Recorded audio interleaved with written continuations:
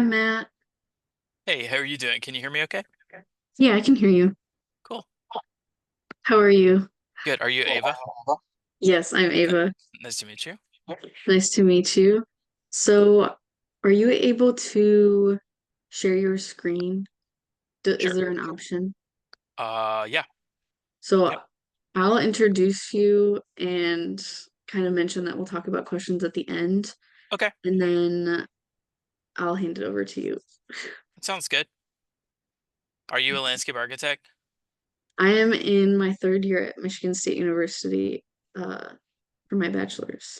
Cool. Is that how you know Naomi? I'm on my first year of the Diversity, Equity, Inclusion Board. Okay, cool. So yeah, that's kind of the connection there. Cool. I went to Are U of M. you? Oh, nice. Na Yeah. Naomi too. Yeah. Yeah. But Are you in Michigan? no, I'm based in Atlanta, but I'm licensed in Michigan and we have an office in Detroit, so I've been Oh, very cool. working Is there it a little bit pronounced? more recently. Very Yeah, nice. Was it pronounced Lord Eck, Sergeant? that's exactly right. Okay, perfect. I was Yeah. nervous about messing it up. Yes, that's exactly right. Okay. Cool. So you want me to talk for how long? Like 40 minutes or 30 minutes or something like Um, that? yeah, like 40 minutes and then maybe the last 20 for questions. And if it's Okay, early, then it's early. that sounds But good. yeah, that sounds good. All right, cool. Yes. Should I use my camera or should I not use my camera? It's totally up to you.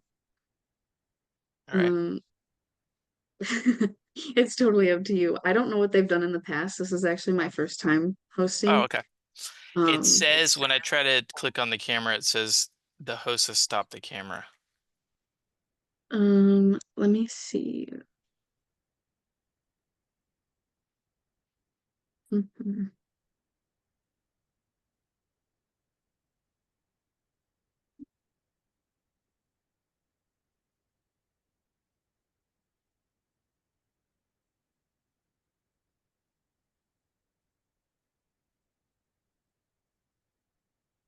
Okay. I'm gonna try to change you to the host. All right. We'll S- see how that goes. Sounds good. We can always change it back. Sounds good. Okay, I think now we're both hosts. Cool. Yeah, all right. It's working. Perfect. What time is it there? Is it the same? We're in the Or same Georgia's on the same, right? we're in the same time zone. Okay, that's what I was thinking. It just looks Yeah. lighter than it does here. Yeah. We've had a lot of rain.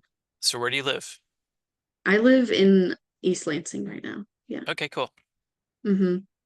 So I'm currently in an apartment, but I'm hoping to move into a house. Cool. Yeah. Um, what's the weather like there now? It's been really stormy. We've had a lot of like Mm, on and off storms. It's been in the 90s, mm. hot. The classrooms still don't have AC. There you Oh, go. bummer.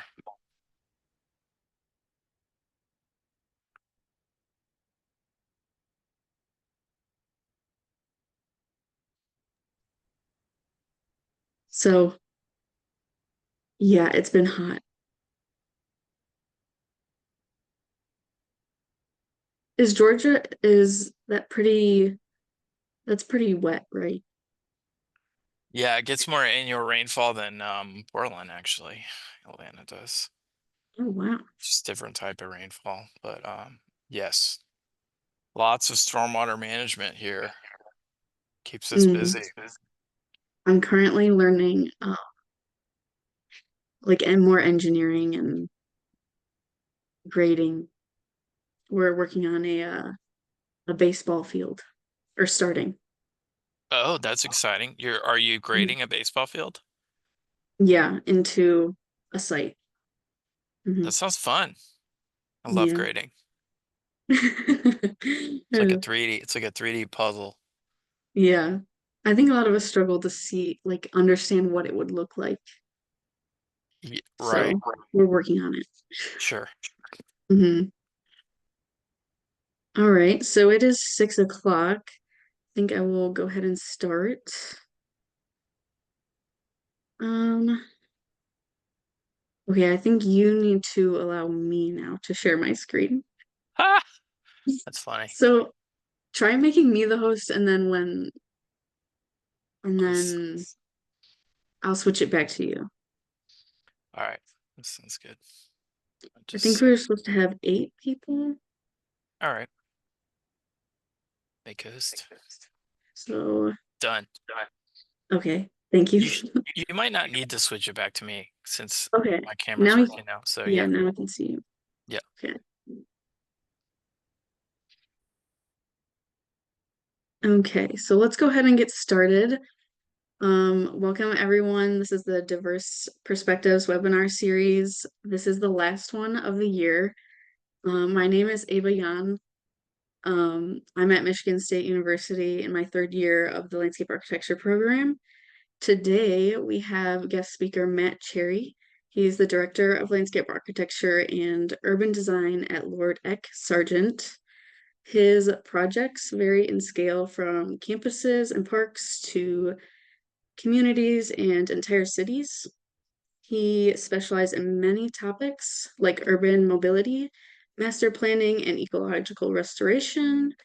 So, Matt, thank you for coming today, and I will hand it over to you. Cool. Well, thanks for having me. Um, so I'm going to turn my video off. I'll wave and say hi, and then I'll turn my video off, and then I'll share my screen because I have some slides. It'll be easier on our bandwidth. So here we go.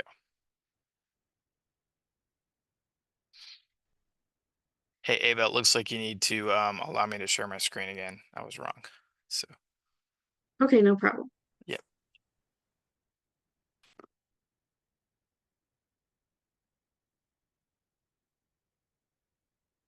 cool.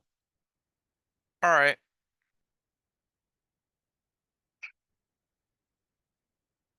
Can you see my screen?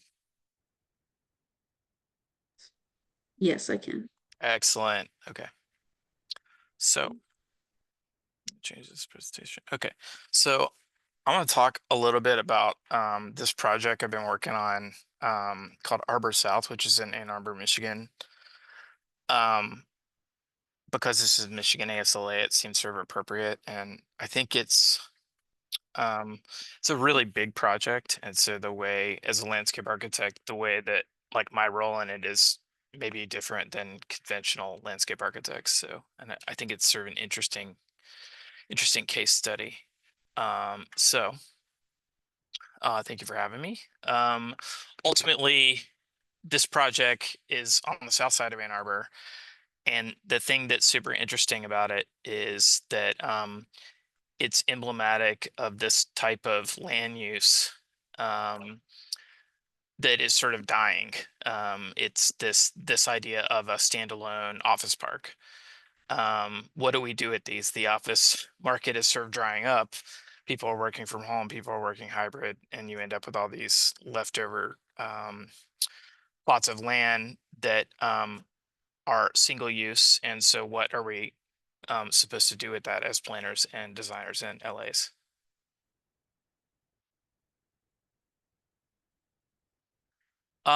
Just some quick renderings in terms of massing of how the project is envisioned to sort of diversify the land use and think about how um, this place can survive in the future. Um, so before I get into the project details, I wanted to just kind of go over what I'm going to talk about. The first is I'm just going to introduce myself and tell you a little bit about me. I'll talk about the project, and then I thought it'd be interesting to I'll talk about the design and all those kinds of things, and and anyone should feel free to interrupt me with questions. This isn't just sort of a one-way thing. But then I thought it would be interesting because presumably most of you are also landscape architects or aspiring landscape architects. That I thought it'd be interesting to kind of pull the curtain back and talk about like how do you collaborate with architects? Um, how how do you deal with clients and the different types of clients? And then through this particular project, what could we learn as landscape architects in terms of like our role on a big project like this? So that's sort of I always kind of start this stuff by telling you like about me. So I grew up in Atlanta. I'm currently based in Atlanta, but my company, Lord X Sargent, we have an office in Detroit. So I've been doing a little bit more work in Detroit, which has been really, really exciting. So grew up in the suburbs of Atlanta. I went to UGA, University of Georgia, Bachelor of Landscape Architecture quite a while ago. Um, After graduating LA from Bachelor of LA from UGA, I worked for a couple of firms, and I always people ask me, "How did you figure out what you wanted to do within landscape architecture?" And my answer usually is, "I didn't figure out what I wanted to do. I figured out what I didn't want to do." So I did a bunch of different types of projects and figured out I didn't want to do this and I didn't want to do that. And I didn't for me, like I didn't want to do resorts and I for me didn't want to do single family. And but I tried a little of those and figured out what I wanted to do. I realized after a couple of years pretty quickly that I was better and definitely more interested in big scale. So that's why I went back to school. U of M, go blue.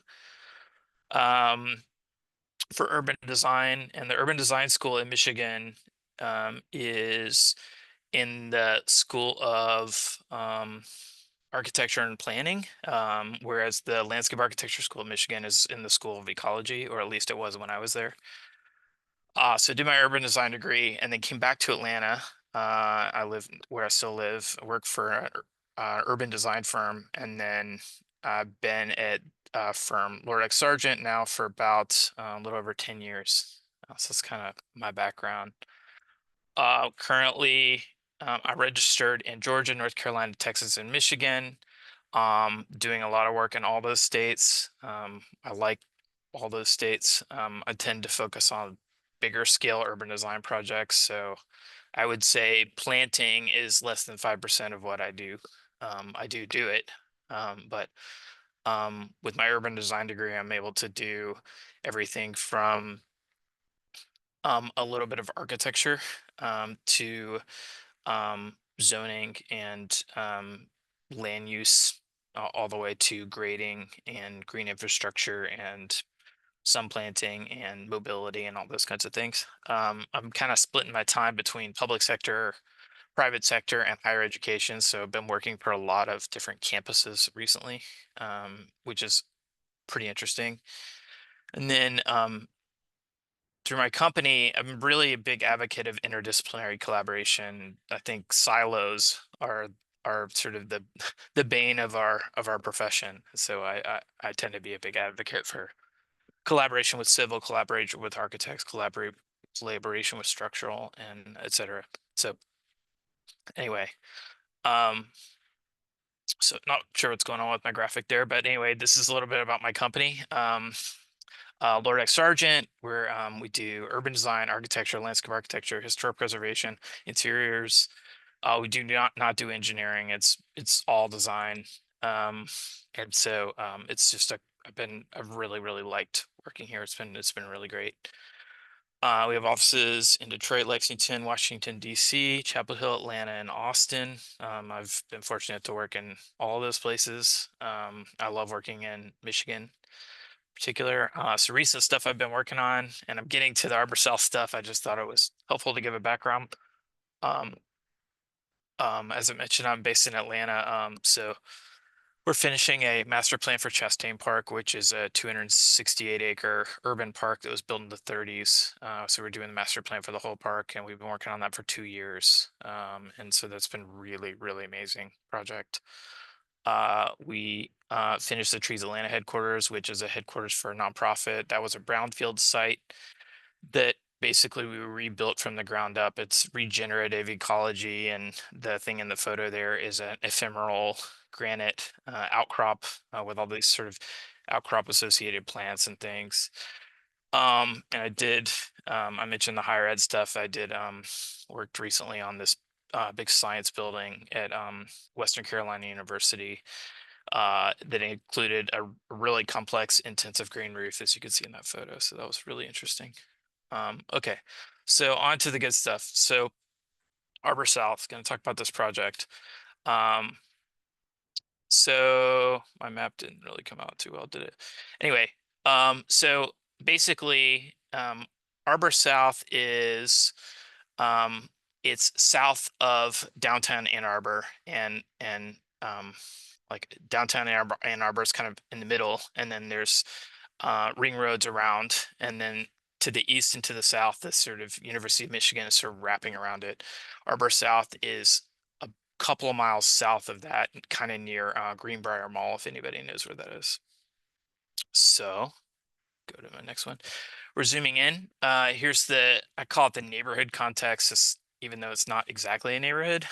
So uh, this is our site. It's about 18 acres. It's at the corner of State Street and Eisenhower Parkway.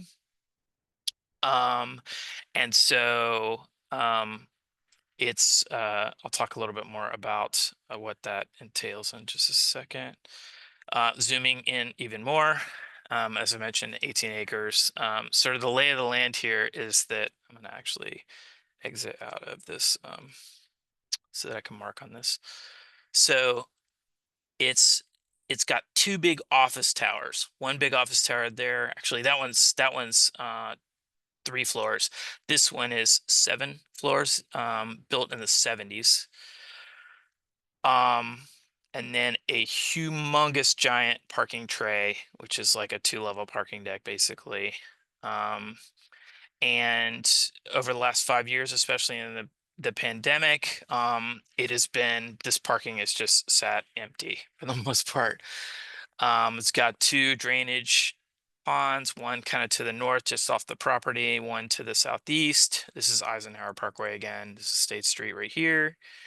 Um, and so we were hired, I'll come back to that, about 4 years ago by the landowner that owns a lot. They're like one of the biggest landowners in Ann Arbor, and we were hired by the landowner because they wanted to think about, for good reason, what the future of this site is, given the state of office and single-use office in the United States, particularly. So we started a master planning process. First thing we did was it's a huge grid, almost 1,200 feet.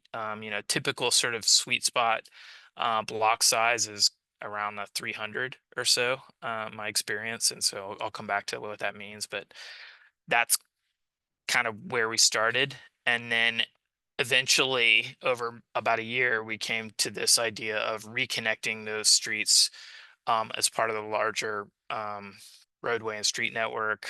So we basically have a new street that's extending to the north here. This street is generally in the same location. This is sort of the main street, and then we're basically creating these new streets to go sort of north and south. And I'll talk more about it, but we looked at different ways to connect it to the north.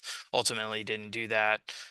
And then sort of the beating heart of the thing is this central public space that is sort of framed by this active use in retail. So it's kind of where we end up, and this is one of about 80 different concept plans that we did iteratively through the process, and I'll kind of come back to that in a second. I wanted to talk a little bit about like the actual process we came to of this, and I'm going to actually switch my screen here. Okay, so this is, as I mentioned, this is this is one of the 80 versions of the site plan. This is kind of the most current version of it. Um, when we started this, as I mentioned, the landowner was Oxford Companies, and this I'm mentioning this because this is an interesting example of how like the actual client changed over time and our involvement of the project. So originally it was just the owner of the property saying, "What can we do with this property?" And we were hired as the architect and master planner of the property. Later, after we had come up with a master plan, then the landowner wanted to find it because they wanted to find somebody to actually develop it. So because they're just an owner, they don't actually build things. So then now, after all that, we are now working for the developer, which is Crawford Hoying. Crawford Hoying is a developer based in Dublin, Ohio. They built a project called Bridge Park in Dublin, Ohio. That's this really cool place. And our civil and local partner is Midwestern Consultant. Midwestern Consultant. So how do we get to that master plan? And I'll talk more about the master plan in a minute, but I just thought it'd be interesting to talk about the process. The first thing we did is come up with a whole bunch of framework plans. So, we call these framework plans because we're not drawing buildings really, we're drawing blocks. So like we like did some versions, I'm gonna switch here, did some versions where we had streets that did different things. Um, some that had a central open space, some that kind of engaged the northern part as the open space, some that had just like a spine that's sort of an open space. We did lots of 3D massing studies, figure out both in section and 3D, figure out how that's going to work with the topography. I'm not kidding. I mean, I really did like almost 80 site plans for this thing. I mean, just so many different test fits. And you can see here, I'm just sort of, I'll zoom in here, but this is sort of me. I love grading. So this is like me looking at different, like how do we make everything 5% and all that kind of stuff. So that's one version of that. Um, and then we did many versions of it. Um, One thing that's interesting, and I'll talk a little bit more about this, is when we approach a design project, I always look for the thing. I don't think design is random. It's not like you didn't draw this plaza there because you thought there was cool there. It's more related to the actual site. And so one of the things that was on the actual site here that we could build from were these two ponds, and they were just sort of these old school kind of leftover drainage basins that weren't amenitized. They're sort of buffered, and so it took some time, but we were able to sort of convince the client you really need to like capitalize on those and make them amenity spaces. So I think that was really a big advantage to having landscape architects on this team, was to start to figure out what the project really was about. And it ultimately became a lot about these two ponds and sort of building on those as part of the one of the big amenities for this new neighborhood. We did tons and tons and tons of versions of the site plan. Just we studied different ways that structured parking could work, different ways that those could be lined, different ways that the streets could reconnect, different ways in which the pedestrian spaces would engage with the public realm. So I can certainly come back to those. I'll go through kind of the big major pieces of the plan. So the way this works is, as I mentioned before, this street right now, it kind of goes to there, but it's really kind of just the end of a parking lot. So this is connecting out here to State Street. We're actually extending the grid. So we're extending the grid there. Um, One interesting piece of this is they have bike lanes on State Street now in both directions. One thing that I advocated for, and um, it ended up working out great is a lot of the stuff is based on fire access. So we ended up having to make this street wider than I would typically like it. It's, I would typically want things to be more human scaled. But because of the fire access and what we call the outriggers and everything for the fire truck, it had to be a certain width, and so we were able to fit bike lanes into that. And the client just thought that was brilliant because you know the optics of it is you're trying to increase equitability, mobility, alternative mobility, transportation options to as part of the integrated as part of the project. And by the way, it's a way for us to more easily meet fire code. So anyway, that's that's sort of that northern street. Um, it sort of engages with this new amenitized open space up here. The first phase that they're building, they're very interested in um, affordable workforce housing. So they're actually their first phase as of now is this is there are many different price points. This is an affordable housing component here. D1, it's got this courtyard. This is a future affordable housing piece. Um, and so elsewhere where you see here, these are sort of for rent, for rent, for rent above retail. These are all mixed use buildings for rent. And then there's some for sale product over here. This is a hotel. Um, this is another sort of mixed use for rent product there. Um, so I mentioned the northern east-west street. This is the southern sort of main street, east-west street, and then we're carving these new sort of alley slash street things through. This is an existing street. So you can see we're sort of taking something that was a super block and we're trying to make it human scale and divide it up into smaller blocks to make it this new neighborhood. I'm gonna zoom in slightly.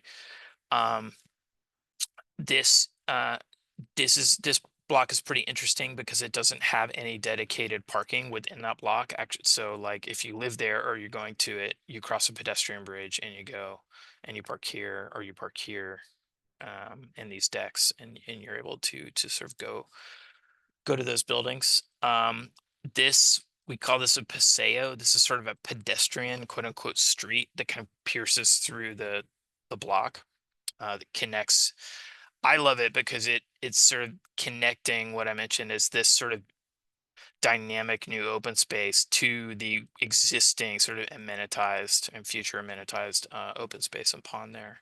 So these are these little when you come in here, these are these little activated retail courtyards when you come in. I really fought hard for to really make this space here to convince the client that it was really we needed to make that first and foremost a pedestrian experience and pedestrian first experience, and that the car should just be perceived as sort of an invited guest in that space.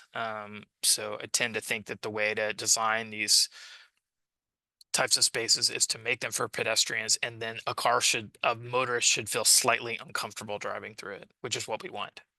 That's how to make it safer. But this is basically a curbless street with bollards along it, and we're still designing that. This is honestly just kind of a placeholder for the design there at this point.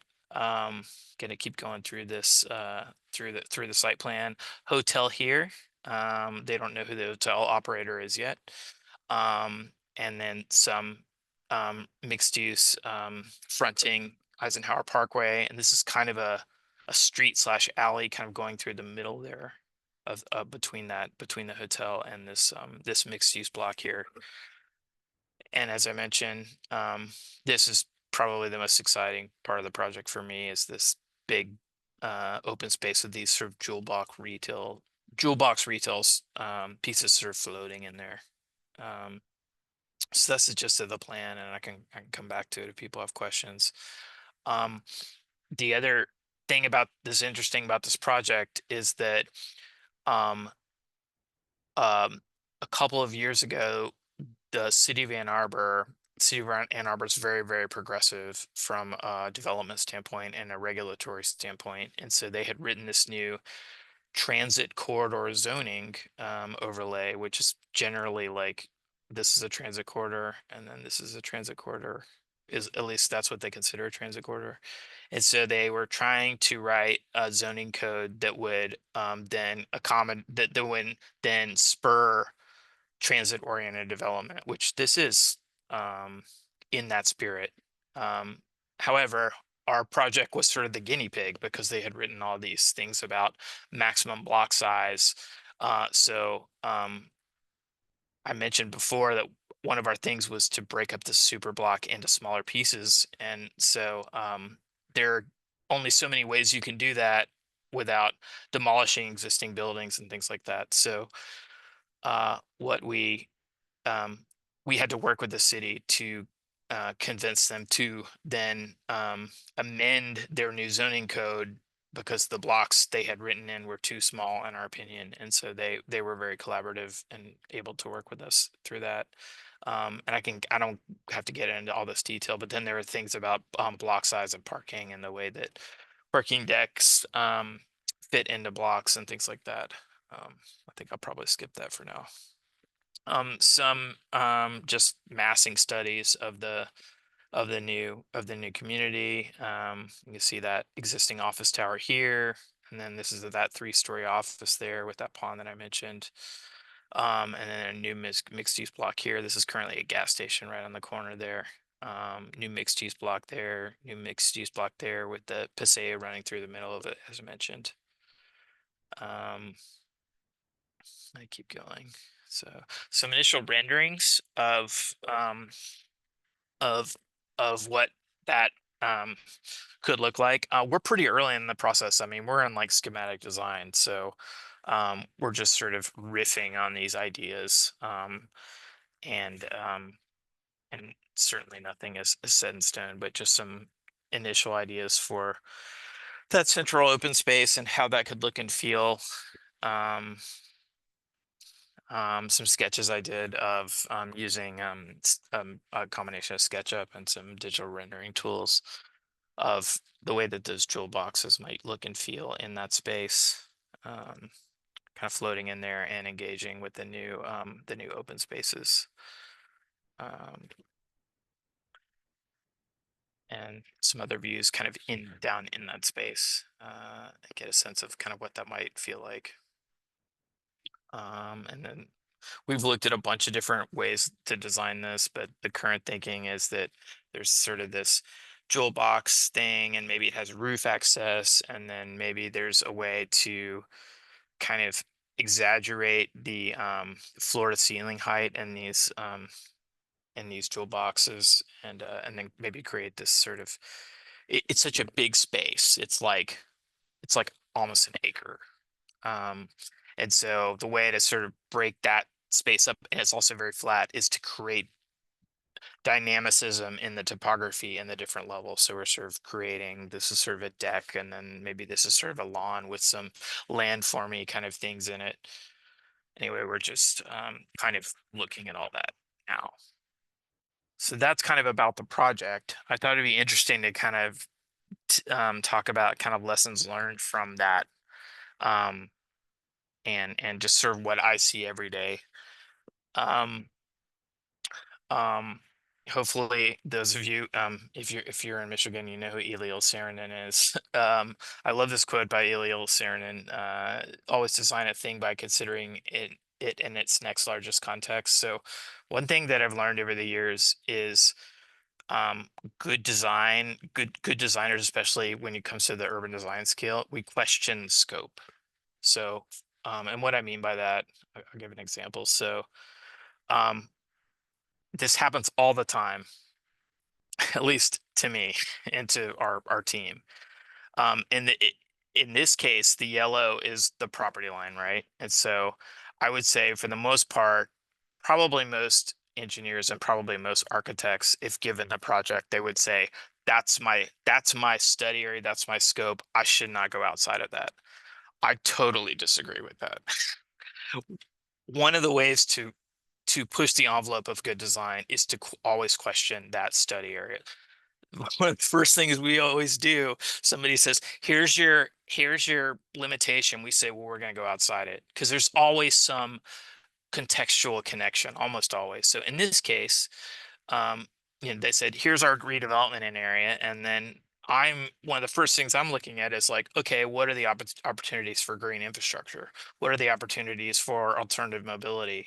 What are the opportunities to build on existing amenitized open space or natural systems? And of course, like I'm like, what's going on with this pond? What's going on with that pond? And the first sort of reaction from a client or maybe another team member would be, well, that's outside the study area. And we're like, yeah, but that's just a line. And so over time, we were able to sort of convince them we need to look at this. These are integrated as part of this new community. We're talking about building these new parks and open spaces, but you literally have them right there, and all you have to do is invest in them and capitalize on those. So I always encourage people to question the scope. Um, as I mentioned, I mean, this is kind of where we landed. Like, the idea here is that we're amenitizing these, and then the whole site plan is, in many ways, is sort of nodding towards these. So we have this again, this special open space that we are then amenitizing, and then creating this new paseo that would then connect to this new plaza. So we kind of designed the whole place around that in a way. The other lesson I've learned, and this doesn't work on every project, but um, I personally think it's very important for landscape architects to be good at grading. I know not all landscape architects do it. In my day to day, because I work for a mostly architecture firm, it's very, very handy because typically our team and the people who work in my team are much, much better at understanding site than most of the architects we work with. And so what we have done over time, especially when we're doing planned communities like this, is we set the finished floor elevations for the building. So in this case, this is very much a landscape architect led project with sort of architects under that. That's exciting to me. And so what we're doing is basically telling the architect, set your building floor elevation here, because I've just seen so many times where that gets missed. It gets missed so easily, and it's so easily missed. The way that building hits the site, it's so easy to get it wrong. And usually, more often than not, I find if a landscape architect is in charge of that sort of responsibility, it more often than not turns out better, especially if that landscape architect is good at grading. I believe heavily in collaboration. Right now, I showed you some examples of this space. This is kind of what we're working on right now, trying to figure out what that space is about. And one of the things I really like about the company I work for is this is a zoom in of that space is there's no hierarchy, and it's just very sort of open and collaborative. And so this is just a diagram of some of the sort of process diagram things that we were thinking of, the way that space is designed. So, we're working with the client to figure out, okay, where are the retail and what types of retail are those going to be? And then what does that mean for the space? Okay, well, if we have retail and entertainment kind of stuff up here, that means that this is probably more family kind of thing, more flexible, more public, more active, more entertainment focused. Maybe it's more daytime oriented. And then they wanted to do more fine dining down here, which to me means that it's more sort of refined, quieter, slightly more private.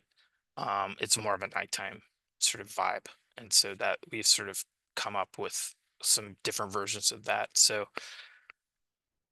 to the credit, as a testament to how collaborative we are here at where I work, we were riffing on different ways to do this, and I just came up with a couple of different ideas. One is this idea of mini rooms, which are these different types of rooms. And yeah, I think you saw a rendering of this, but like they're different rooms, like mini rooms within the space that serve different sort of purposes and have different things happening in them. Um, so that was sort of one. And the other one Um, and we haven't figured out what we're doing exactly. Like, we're just sort of in the middle of this right now. One of them is like a one big great room. It's sort of analogous to sort of the way that you might do a floor plan in a house. Um, but this is this idea that it's like one giant room that has these big things happening rather than sort of these discrete things happening. But the thing that's cool about that is like we're working, and the architects I'm working with are basically like, well, we're going to wait to figure out what is going on with the architecture that is surrounding the space until the landscape architect has figured out what the space actually wants to be. And so it was sort of, rather than architecture, then landscape architecture, it was sort of landscape architecture and then architecture, which is kind of a nice change. So this is kind of where we are now. We're kind of riffing on these ideas for different jewel boxes and what those how those might be designed. Um, so that's all I got for that. I'd be happy to take questions.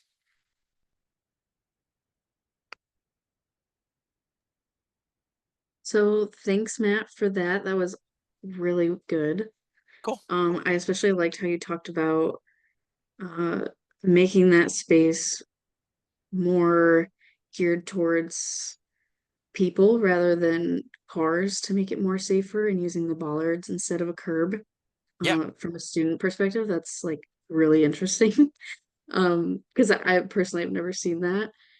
Um, and I also really liked how you mentioned looking outside the boundary of the site just to make those connections.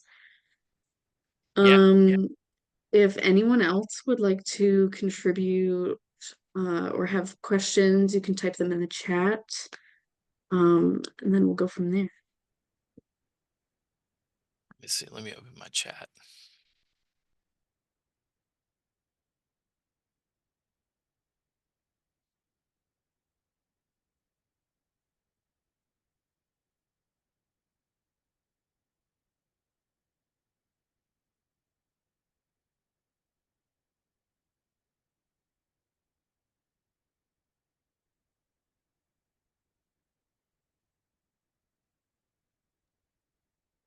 You can also ask me about anything other than this project, so it's fine. Okay. Um, about that one center area there with you talked about the different rooms, Yes, and the bollards. Just because I am kind of intrigued about using the bollards instead of the curb, sure, what what kind of geared that thinking? Like, have you seen that before or sure. Yeah, seen it before actually. So Ann Arbor just installed I don't know, some people call it a curbless street, some people call it a pedestrian streets. I guess the German word for it is Wünerf, which means like sort of pedestrianized street. But yeah, that's a um some people call those speed tables. So yeah, I mean you basically, I'm gonna zoom in here. So basically what you do is you in most spaces you have sort of, in most spaces in our built environment, especially in the United States, you know, you basically have a lot of vehicular spaces that then pedestrians are trying to interact with, but often feeling vulnerable. This is sort of the opposite of what we're trying to do, is create the opposite of that. That it's a primarily pedestrian space where where the vehicle or the motorist should feel vulnerable entering into. So yeah, this is kind of the idea, is that you basically, the way this works is you transition from like a header curb situation right here, and then it transitions to a flush condition there. And some people call these speed tables. Some people call them like I said, pedestrian street. But yeah, you basically do the bollards at about 6 feet spacing so that cars behave. thank you. Um, Also you had mentioned, and again, this is a student perspective, so um you mentioned the importance of grading, and I'm just wondering what advice you might have for those, either student or professional, the best way to advance understanding and practice of grading into the site. Sure. Well, I think that let me go to here. I think I mean, I was taught grading in school, but I'm pretty sure I kind of hated it during school. Um, but the further I've gotten in my career, it's it's it's very good for job security and for collaborative environments when you work for a like for my in my example, like a mostly architecture firm, and then all of a sudden you're one of the people who knows the most about grading, and you can do this thing that other people can't necessarily do. So to answer your question, I think the best thing to do is to just um, if you're interested in grading, work at a place that does a lot of grading. Don't work for a if you're interested in grading, don't necessarily go somewhere where they're just doing planting design or just doing some other type of discipline. Um, if that makes sense. Yeah, great. Thank you. Yep. Anyone else have a question they'd like to put in the chat? I can also read it out loud.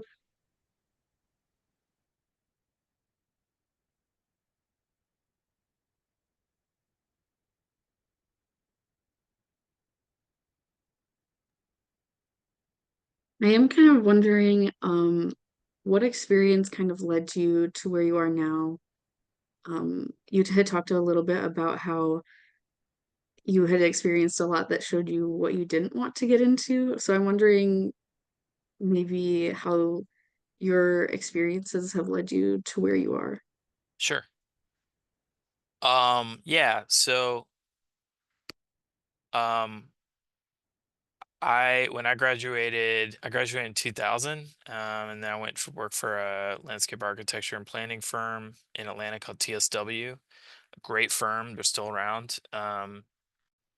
And one of the first things I worked on for whatever reason was I was doing resorts. So like um I know landscape architects who do resorts and love it, and and think that's awesome. That ain't me. So I figured that out very quickly. Like I worked on one or two resort projects, like a pool deck and like weird fountains and all this stuff. And I was just like, I am not into this. I think part of it is like I just don't really like resorts personally. I'm not interested in that. And so I just started, and then I did another internship where I did single family residential. I'm not just really interested in that either. So I mean, I find that the best way to get to figure out what you want to do is to try a bunch of things and see which things you don't like. Just keep and then try the next thing. And I would say if for somebody coming out of school, go work. This sounds kind of weird, but I often like kind of encourage people coming out of school to go work for a big firm because you get exposed to a lot more and are unlikely to be there forever, you know. So you'll get exposed to a lot of different types of projects and figure out what you like and what you don't like. Well, great. Thank you so much. Yeah, I don't believe there are any questions. So thank you so much for uh, giving the lecture today. And you're very welcome. uh, yeah, thank you. And I It's my think we'll end pleasure. it there. Yeah. All Feel right. free to Thank you reach so out to much. me if anybody has questions, matt.cherry@lordxsergeant.com. Perfect. Thank you so much, Matt. Thank you. Yep. Bye. Y'all have a good one.